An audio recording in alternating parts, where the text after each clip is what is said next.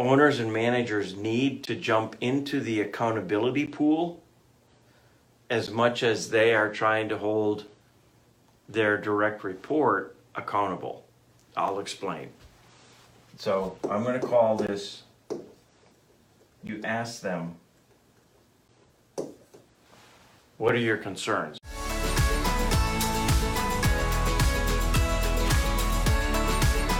We'll create a new expectation for somebody, and then the poor employee's going, I've got 10 other things on my plate that this manager has given me in the last 5 days. I'm just picking it. And sometimes they don't want to say no. No, you're very good. Because they don't want to disappoint the manager. Or they figure they want to be the superhero in the business, the one they can't do without. And so they take on everything. Yeah, well, and then you're absolutely right, Bruce, because I'm seeing this in a couple of other client situations where there's an employee that really could use the help, but is not asking for any.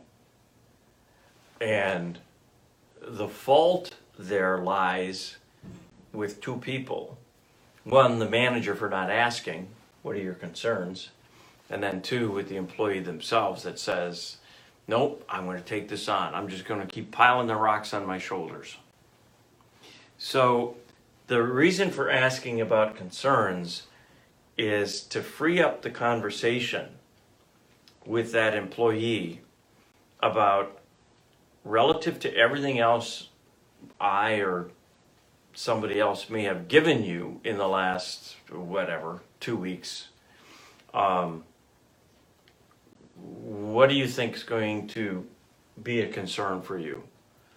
So you're allowing them to say no. I'm not sure that I'm allowing them to say no. This is the accountability pool thing. I'm going to jump into the accountability pool with that employee and say, how can I help you prioritize? And look, it's not uncommon for somebody's plate to get a bunch of stuff on it, and it's just because it's stuff. And you'd go, look at your own to-do lists. If there are items on your to-do list, hopefully you're making to-do lists. If there are items on your to-do list that have literally taken up residence, they have their own P.O. box, and they're just there every week. They just keep showing up. Nothing gets completed. They're just there. You'd have to say to yourself, maybe that just doesn't belong. Maybe I don't need that on my to-do list. So the manager of the team needs to jump in the accountability pool and help the employee do the right things at the right time. I think we covered this in episode number 3 under delegate. Probably. Oh, that's what you were looking at. You were looking at the methodology. Okay, so I didn't complete one thing, and that's my fault because I moved on too fast. Milestones are where you want to check in with, milestones are where you want the employee to check in with you with their incremental progress. Okay? Deadline, can I fit that in there, you think? Deadline, there we go. The deadline is when everything has to get done. I mean, the whole deliverable, the circle, that's when it has to get done. Two very important things.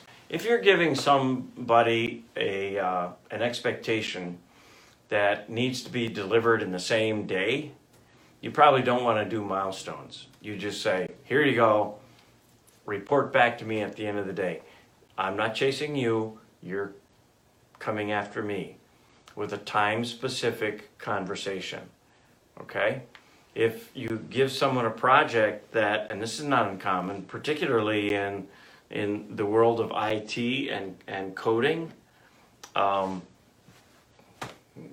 the timeline and the project management might say, this is a 3-week project. Okay, well, we can't skip a beat here. I need to have an update every week, kind of a thing. But I'm not chasing you, and coding engineer. You come down and you report to me. Managers often make the mistake,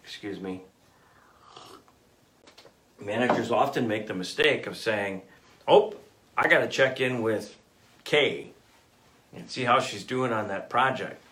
And so they put it on their calendar, never really got onto Kay's calendar because the expectation was poorly defined or delivered. Get over there. Yeah. That guy has a mind of his own. I don't understand it. It's a smart board. It's a smarter board. It's a dumb board. So let me just say this then. For today, and thanks for being with us. We like to keep these things down to about 20 minutes. The whole am I out of the lens? Okay. We've got like 8 steps associated with our good hiring and onboarding process. We cannot not include setting great expectations when it comes to team. And where I see lots of frustrations from business owners is in fact, geez, I asked for this and I got this. And I go, and they want to point the finger at the direct report or the employee when in fact it should start here. I'm looking at my whiteboard, did I set a great expectation?